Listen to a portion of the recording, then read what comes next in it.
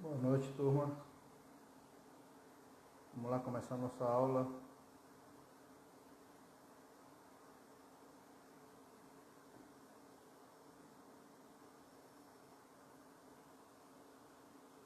Olá, Thaíris.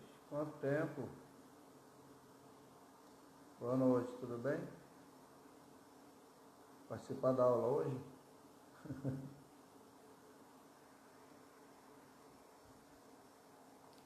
Leelson, boa noite. Entrando aí, galera.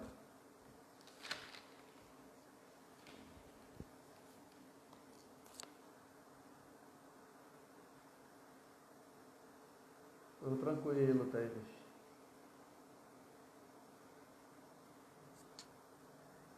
Boa noite, boa noite. Ô, saudade. Já estamos sentindo sua falta. Não suma, viu, Thaíris?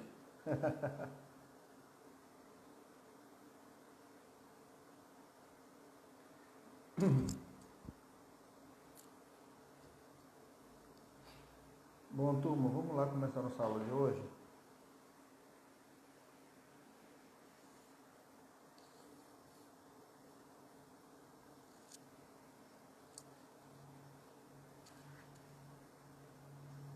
Obrigado, Thaíris. Fica com Deus. Qualquer coisa, estou por aqui. Pode contar comigo. Bom, gente, acabei de chegar de uma reunião partidária pesada, tensa. Os ânimos já estão se ajustando para a eleição, para a disputa eleitoral.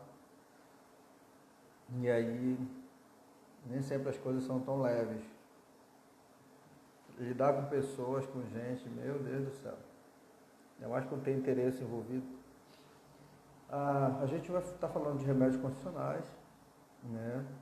Vemos falando do habeas corpus, falamos do habeas data, né? Falamos do MS ontem, do mandado de segurança, ok? Então, habeas corpus, né, é um remédio constitucional, né, que pode ser impetrado pelo próprio cidadão, pela própria pessoa, né? Geralmente, quando se tem uma prisão ilegal, alguém está restringindo o teu direito de ir e vir e ficar, né, a sua liberdade de locomoção. Então, nesse momento, né, qualquer pessoa, e isso não tem uma forma específica, pode ser um papel simples, pode ser de uma forma simples, mas que leve até o judiciário, que alguém está tendo o seu direito de locomoção restrito por conta de uma prisão ilegal. O judiciário ele tem que revogar essa prisão, ele tem que resolver o problema e restituir o direito constitucionalmente garantido àquela pessoa, tá? Então, assim, a gente vê o habeas corpus, o habeas datas, ele tem a função, também é um remédio constitucional que pode ser impetrado por qualquer pessoa, né? Mas ela tem como pré-requisito a existência de uma denegatória de decisão, ou seja, foi pedido para um órgão o acesso a uma determinada informação que diz respeito a alguém e esse órgão público ou particular, ele nega essa informação.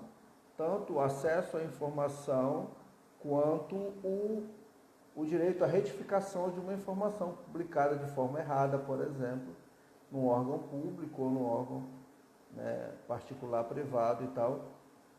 Então a gente viu ontem que isso se origina da legislação norte-americana, né? Começou em 1974 através do Freedom of Information, né? E foi alterado pelo Freedom of Information Reform Act, né? De 1978, né? E isso chegou no Brasil e temos alguns doutrinadores que falam sobre o habeas datas, né? O Michel Temer é um, né, que ele diz que esse instrumento, essa ferramenta, esse remédio constitucional, ele é fruto de uma experiência constitucional anterior em que o governo arquivava a seu critério sigilosamente dados referentes à convicção filosófica, política, religiosa e de conduta pessoal dos indivíduos. Então a gente vê que o habeas data ele nasceu, ele né, foi incorporado ao Brasil por conta de um período de opressão, de período de retenção de informações, onde se guardava, né, informações referentes às pessoas e tal, e como forma de acesso se recorrer ao judiciário. Então, o mandado de segurança, por suas vezes, ele existe para garantir direito líquido e certo, tá? Direito líquido e certo. É aquele direito que não cabe controvérsia. É um direito, daquela pessoa, é inerente àquela pessoa, ela tem todos os pressupostos, né? Ela preenche aquele, em caso, eu sempre cito caso de concurso público, por exemplo, a pessoa tem a escolaridade necessária, tirou a pontuação necessária, classificou e está ali. Aí de repente o cara passou em terceiro lugar e alguém chamou quarto lugar, né? Então a pessoa tem um direito líquido e certo, ou contratou alguém temporário, né, para o cargo que ela poderia ter sido chamada como concursada.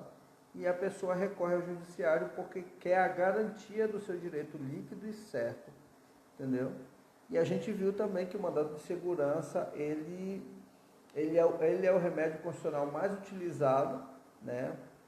E ele só cabe quando não couber o habeas corpus ou o habeas data, né? A gente viu isso no próprio texto da Constituição, fala isso.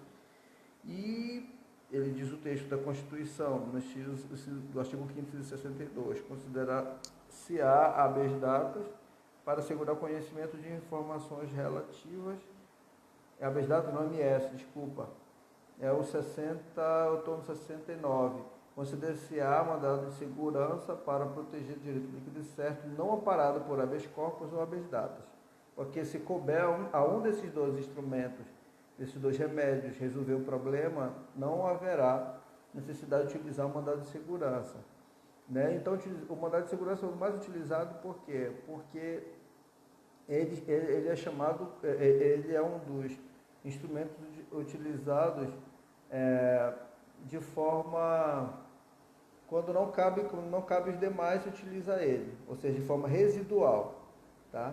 Então, quando não couber os outros, recai sobre o mandado de segurança, o MS, a responsabilidade de resolver o problema. Perfeito. Dado essa breve introdução, o remédio que a gente vai falar agora é o mandado de injunção. Ok? O mandado de injunção. O mandado de injunção será cabível sempre que houver a falta de uma norma regulamentadora, ou que essa falta dessa norma regulamentadora torne inviável o exercício dos direitos e liberdades constitucionais, né, e das prerrogativas inerentes à nacionalidade, à soberania, à cidadania. Então, a gente vai ver bem aqui que o mandado de injunção, ele está aqui no artigo no 5º, inciso 71, diz assim: considerar-se-á mandado de injunção sempre que a falta de norma regulamentadora torne inviável o exercício dos direitos e liberdades constitucionais e das prerrogativas inerentes à nacionalidade, à soberania e à cidadania, tá?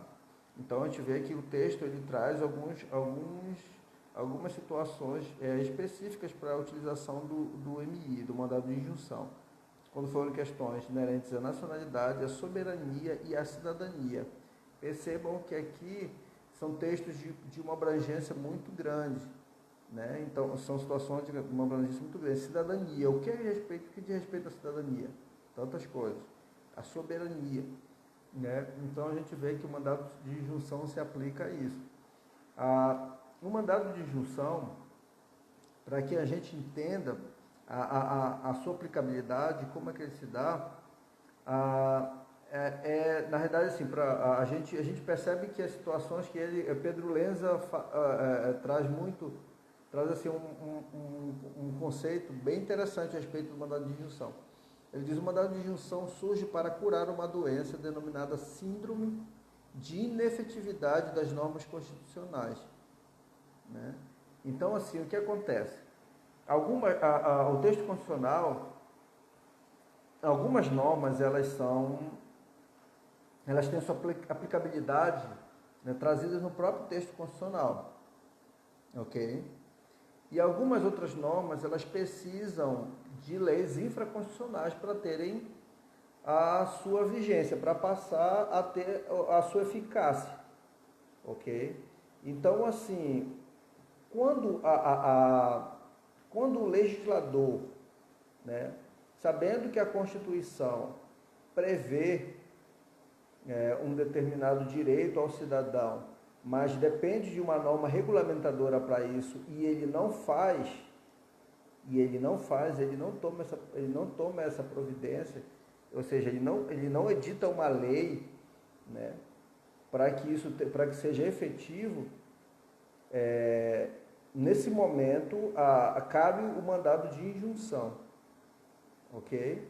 Então, assim, eu vou ver com vocês aqui, deixa eu ver se eu acho aqui, eu separei algumas situações práticas para a gente ter essa noção.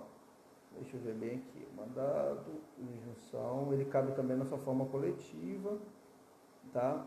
É isso bem aqui. Para que a gente compreenda como funciona o mandado de injunção, né? E aí depois eu vou complementar essa aula aqui, tá? Para falar mais específico do mandado de injunção. Mas primeiro eu quero trazer para vocês, não sei se a professora Patrícia já falou a respeito disso, do direito constitucional, mas assim, existem algumas normas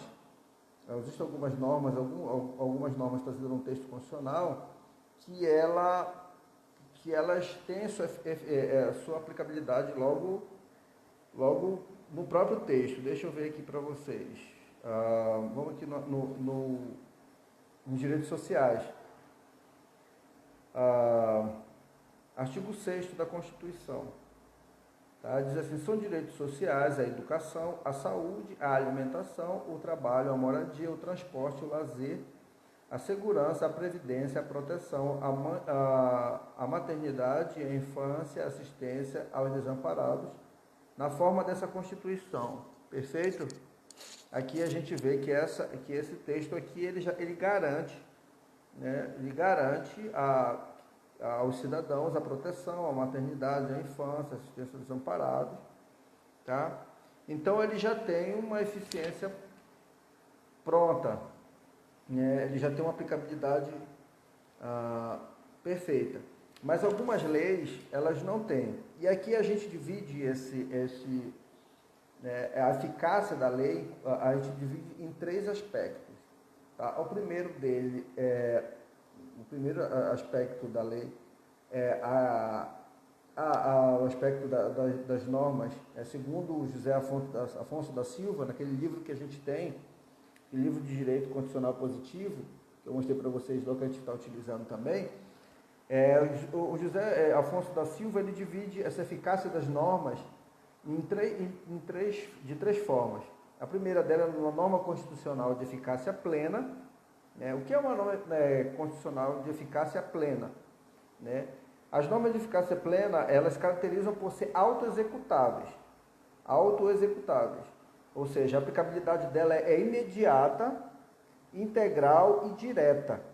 Tá? Eu vou falar de norma de eficácia plena, de eficácia contida e de eficácia limitada, para a gente poder entender qual é a finalidade do mandado de injunção, que é o nosso remédio constitucional. Mas eu não tenho como falar de mandado de injunção e fazer vocês compreenderem se antes eu introduzir para vocês e fazer com que vocês compreendam que existem esses 3 tipos de norma de eficácia contida na norma constitucional, que é a norma de eficácia plena, e de eficácia contida e eficácia limitada. Então, a norma de eficácia plena, elas se caracterizam por ser autoexecutáveis, ou seja, a aplicabilidade dela é imediata, integral e direta. Tá? Sendo assim, elas não dependem e não se restringem por atos normativos de legislação infraconstitucional. Vamos ver aqui, bem aqui no artigo 2º da Constituição, artigo 2º do texto constitucional, o artigo 2º, diz assim, olha aqui, são poderes da União independentes e harmônicos entre si, o legislativo, executivo e o judiciário. Ponto. Entendeu? Aqui não tem nenhuma condicionante. Tá? O próprio texto da Constituição, ele traz, vamos ver bem aqui o artigo 14, parágrafo 2º. Vamos manusear um pouco a Constituição. O artigo 14 da Constituição, o parágrafo 2º. Tá? 14, parágrafo 2º. Vamos lá. Cadê? É que o meu vadimeco é tão riscado que às vezes para eu achar no meio até o parágrafo 8º, 7º, o 2º, parágrafo 2º. Não podem alistar-se como eleitores os estrangeiros e durante o período do serviço militar obrigatório os conscritos. Tá? Então, assim, o próprio texto da Constituição, se você ler bem aqui, ele já traz uma norma, um texto do texto constitucional, uma norma que já traz em si sua aplicabilidade. Ela já é imediata, integral e direta, ou seja, não podem alistar-se, cadê o segundo? Não podem alistar-se como eleitores, os estrangeiros, pronto, não pode. Os estrangeiros não podem alistar-se como eleitores. E durante o período do serviço militar, os obrigatórios conscritos. Aqueles que estão servindo,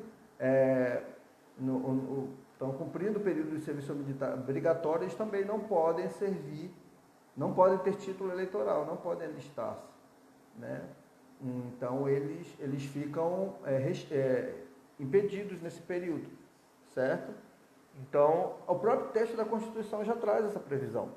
Então, essas são as chamadas normas de eficácia plena. Quando nelas, nesse texto, elas já trazem uma aplicabilidade imediata, integral e direta. O próprio texto, você lê o texto da Constituição, ele está dizendo, pode isso, pode aquilo, né? Deixa eu ver um outro texto para que vocês tenham noção. Deixa eu ver, o artigo 17, parágrafo 4º. Artigo 17 da Constituição, no seu parágrafo 4º, diz assim: é vedada a utilização pelos partidos políticos de organização paramilitar. Ponto. Tá?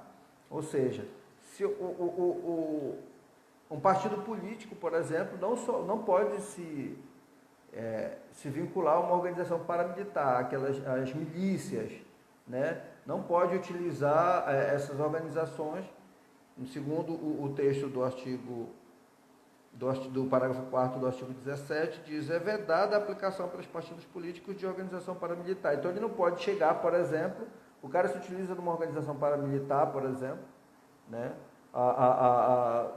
dessas milícias, e chegar num determinado município e obrigar as pessoas a votarem neles, se utilizando de organização paramilitar, ou se utilizando dessas organizações para intimidar, né?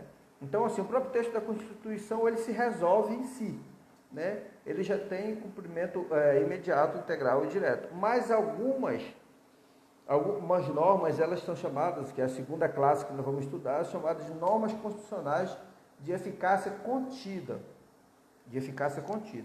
A primeira que nós vimos é a norma constitucional de eficácia plena, que são os textos constitucionais, artigos, alíneas, incisos, parágrafos, que eles já têm aplicabilidade imediata e direta, né? Eles não precisam de nada, de outra coisa para complementar, de nenhuma norma infraconstitucional para ter sua aplicabilidade efetiva.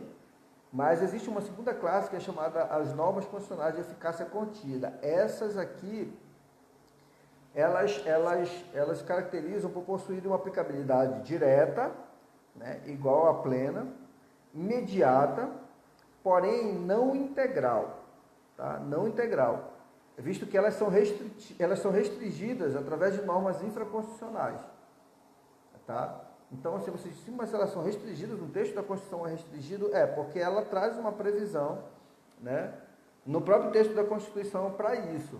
O Michel Temer, ele também traz um conceito definido em relação a isso. Ele diz que normas de eficácia contida são aquelas que têm aplicabilidade imediata, integral, plena, mas que podem ter reduzido o seu alcance pela atividade do legislador infraconstitucional, né? Para ele, na realidade, ela também tem eficácia plena. Só que a maioria dos doutrinadores diz que ela tem eficácia direta e imediata, porém não tem eficácia integral. Como se daria isso na prática? Vamos observar aqui, por exemplo, um artigo que tem muito a ver com a gente, o artigo 133 da Constituição Federal, para vocês perceberem como se dá na prática uma norma de eficácia contida. Artigo 133, né, que é bem conhecido de todos nós, tá? Que fala justamente do advogado. Né, diz assim: o advogado é indispensável à administração da justiça, sendo inviolável por seus atos as manifestações no exercício da profissão nos termos da lei. Ó, você percebe que o texto da Constituição aqui, ele não tem uma eficácia plena, porque ele fica condicionado, né, para que tenha seu cumprimento integral a uma lei. Ele fala bem aqui, né? Então, assim, o advogado é indispensável à administração da justiça, sendo inviolável por seus atos as manifestações no exercício da profissão nos termos da lei. E aí você vai perceber, né, que quando se trata do advogado, ele diz que o advogado é indispensável à administração da justiça, inviolável e tal, mas você vê que foi criado um código, uma lei infraconstitucional, né, que ela traz o que é o Estatuto da OAB, né, que é o Código de Ética Médica, Código de Ética da OAB, da advocacia, na realidade. Então você vê que essas leis infraconstitucionais, elas restringem a eficácia dessa lei. O advogado é indispensável à administração da justiça, sendo inviolável os atos de manifestações no exercício da profissão nos limites da lei. Aí você vê que a lei, ela vem dizendo que o advogado, ele pode, ele tem o sigilo da profissão, né? Se ele não quiser, ele não fala. O escritório do advogado, ele é protegido por esse sigilo, por guardar, salvo se tiver conduta ilícita envolvida. Então, nesse caso, o juiz pode determinar que seja investigado o escritório do advogado. Por quê? Porque existe o próprio Código de Ética da Advocacia, o próprio próprio Estatuto da OAB traz umas previsões. Né? Então ele pega uma eficácia que o texto da Constituição traz ampla, né, plena, e ele contém essa eficácia, ou seja, ele traz limitações a essa eficácia, tá? Então, assim, a norma de eficácia plena, né, é aquela que você lê no texto da Constituição, ela já tem aplicabilidade, ela já tem cumprimento imediato e integral. Perfeito? Não precisa de nada. Aqui, se você ler o texto do artigo 133, o advogado é indispensável à administração da justiça, sendo inviolável por seus atos as manifestações no exercício da profissão nos termos da lei. E a lei aqui, o que ele se refere é a Lei 8.908, que é o Estatuto da OAB. Tá? Aí, se você for ler a Lei 8.908, ela restringe, né, a função, ela limita o exercício da função da advocacia. Ou seja, embora exista uma liberdade trazida pela Constituição, o advogado é indispensável, sendo inviolável os seus atos, mas você percebe que em algumas situações o advogado ele tem que se conter, ele é limitado pelo texto da lei, pelo Código, pelo Estatuto da OAB, a Lei 8.908 de 94. Então você vê que a eficácia plena é aquela que eu leio e ela já tem os seus efeitos imediatos. De eficácia contida é aquela que traz no seu bojo também, da mesma forma, assim como a lei de eficácia plena, né? De eficácia ela é igual porque ela traz uma eficácia, mas que após a direta, imediata, eficácia, mas não é integral. Por quê? Porque ela depende de uma lei, e essa lei, quando ela existe, ela restringe, ela contém a eficácia, né? Ela não é ampla como o texto constitucional diz aqui, é inviolável e tal, mas o Estatuto da OAB, a lei infraconstitucional, ela limita ela contém essa eficácia. Então, essa é a lei de eficácia contida, a norma de eficácia contida. A outra norma é a norma de eficácia limitada. Então, nós temos a norma de eficácia plena, aquela que tem cumprimento imediato, direto e pleno. A norma de eficácia contida, que é a norma de eficácia imediato,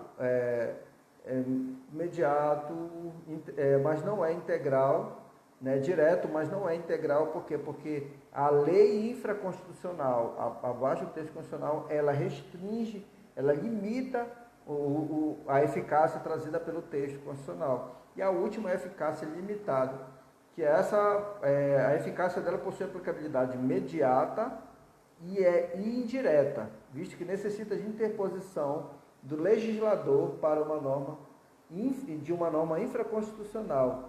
Olha aqui uma situação, por exemplo, a gente observa muito isso. Aqui, deixa eu ver aqui na lei. Pega um artigo aqui para a gente ver. Que traz essa previsão. Geralmente você vê bem ao final, você vê o artigo e ele fala ao final, ao final nos termos da lei, ou conforme a lei determinar. Então você vai sempre, quando se trata de norma de eficácia limitada, você vai sempre ver que ao final vai estar sempre essa expressão conforme a lei determinar, né? Então, olha aqui, eu vou ler para vocês bem aqui. A gente tem uma situação específica que é a do direito de greve, né? Que é muito interessante essa lei. E aqui eu já vou entrar no tema, se a Constituição, se a hora me permitir. Deixa eu voltar aqui no artigo 9º. No artigo 9º da Constituição. Você volta lá comigo para dar uma lida bem aqui. 5º, 6º. Para a gente já falar do mandado de injunção, que é o objeto da nossa aula hoje. Mas eu não teria como fazer vocês compreenderem o mandado de injunção sem antes entender isso.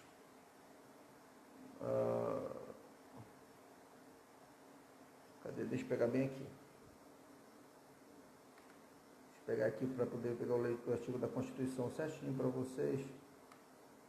O direito de greve, eu falar sobre o direito de greve para vocês terem uma noção. Atividades essenciais, artigo 9º. Deixa eu ver aqui, parágrafo 9º.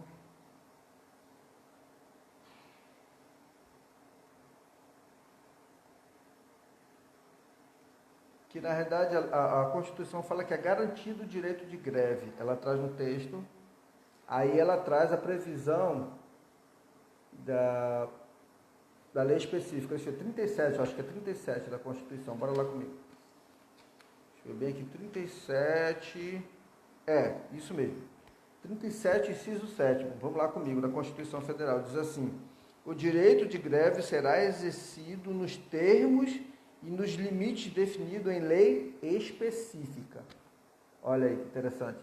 O texto da Constituição, essas são as normas de eficácia limitada. O próprio texto da Constituição, ele traz a previsão, né, que existe o direito de greve será exercido, mas ele limita isso nos termos e nos limites específicos da lei, definidos em lei específica.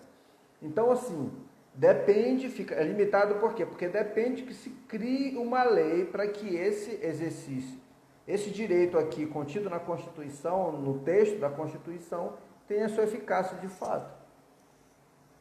Então, assim, a norma, ela está ali contida no texto constitucional, mas ela não tem uma eficácia enquanto não criar lei. E aqui a gente chega no objeto, no remédio constitucional de hoje, que é o mandado de injunção, né? A gente viu que existem 3 tipos de eficácia da lei, da norma, né? A eficácia plena, a norma de eficácia plena, né? Que é aquela onde o próprio texto da Constituição ele já tem o cumprimento imediato, direto, né? Existe a norma de eficácia contida, onde tem cumprimento imediato, direto, mas ele não é integral, ok? Por quê? Porque quando se cria a norma infraconstitucional, a norma que vai limitar, a gente viu o caso dos advogados, que ele diz que o advogado é inviolável no exercício da sua profissão, mas quando se cria uma norma infraconstitucional, que foi no caso dos advogados o Estatuto da OAB, ela restringe, limita o exercício da função do advogado, dizendo, né, que qualquer pessoa não pode ser considerada advogado, que advogado tem que passar numa prova, né, numa avaliação determinada pela Ordem dos Advogados do Brasil, né? Ela diz que o advogado, embora cabe o sigilo, mas em situações que envolvam causas ilícitas, ele pode ser investigado, e ela vai limitando. Então a gente percebe que o texto da Constituição, que veio amplo, ele foi contido a eficácia dele por uma norma infraconstitucional. E a norma de eficácia limitada, né, aqui a gente tem esse exemplo do artigo 37, inciso 7º, né, que justamente faz menção ao direito de greve. O direito de greve será exercido nos termos e nos limites definidos em lei específica, tá? E aí o mandado de injunção, ele existe com qual finalidade? Aqui a gente volta para a nossa aula de hoje para concluir, né? O mandado de injunção, ele é justamente, como segundo o Pedro Lenza diz, né, ele surge para curar a doença denominada síndrome de inefetividade das normas constitucionais, ou seja, quando existe um direito trazido no texto da Constituição, principalmente no caso geralmente é no caso de norma de eficácia limitada, ou seja, aquelas que prevêem que tem que se criar uma lei, o legislativo tem que criar uma lei para poder dar efetividade àquele texto previsto na Constituição. Por exemplo, a lei do direito de greve, até hoje ela não foi criada, até hoje ela não existe.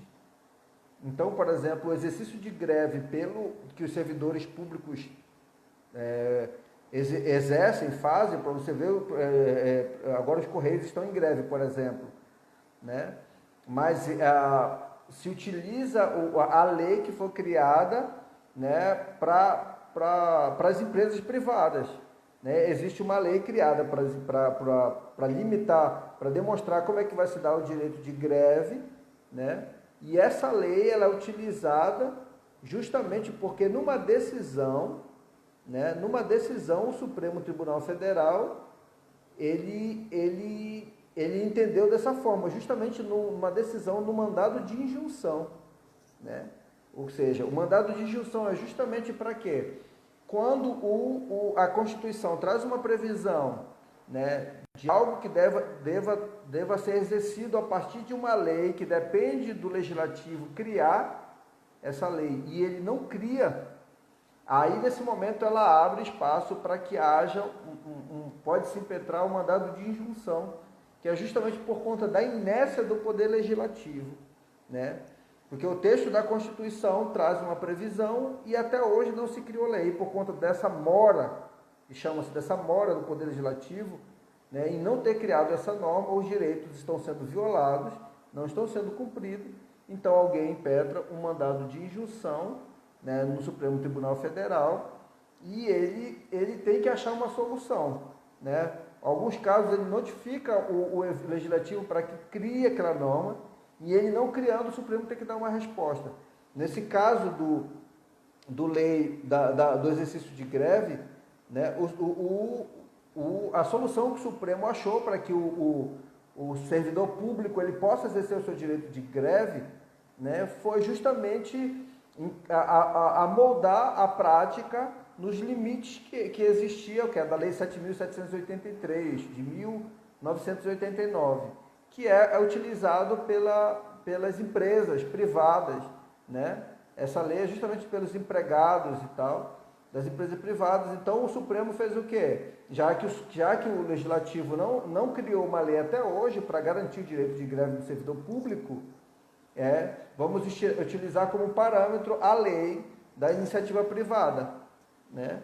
Todos os termos lá são empregados, a lei federal 7.783 de 1989 é utilizada pelos servidores públicos por determinação do Supremo Federal, já que existia uma mora do Poder Legislativo, ou seja, ele estava inerte, Trazida uma previsão constitucional, o direito de greve será exercido nos termos e nos limites definidos em lei específica. Essa lei nunca foi criada, nesse momento, através de um mandado de injunção. Essa é a função do mandado de injunção, quando são situações afetas à soberania, à cidadania, né?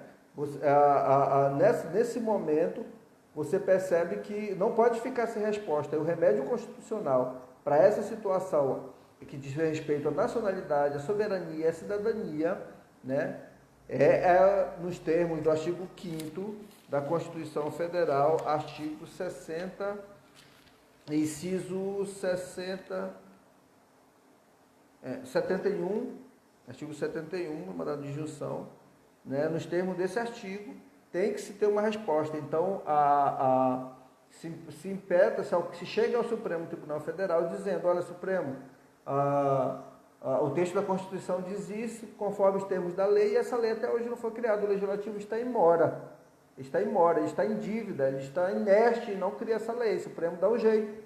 Aí o Supremo notifica para criar aquela lei, ele não cria, e o Supremo tem que responder de alguma forma, determinar para que o direito constitucional previsto no artigo 5º, inciso 71, né, que diz conceder-se-á mandado de injunção sempre que a falta de norma regulamentadora torne inviável o exercício dos direitos, das liberdades constitucionais e das prerrogativas inerentes à nacionalidade, à soberania e à cidadania, por conta dessa violação ao previsto nesse inciso do artigo 5º, né, se ajuiza uma ação no mandado de injunção, que é um remédio constitucional com essa finalidade, e o Legislativo ele tem que dar uma resposta. Se não dá uma resposta, o Supremo às vezes se utiliza de ferramentas e modos para que o cidadão tenha garantido, né, o seu direito, né, como foi previsto no termo da Constituição.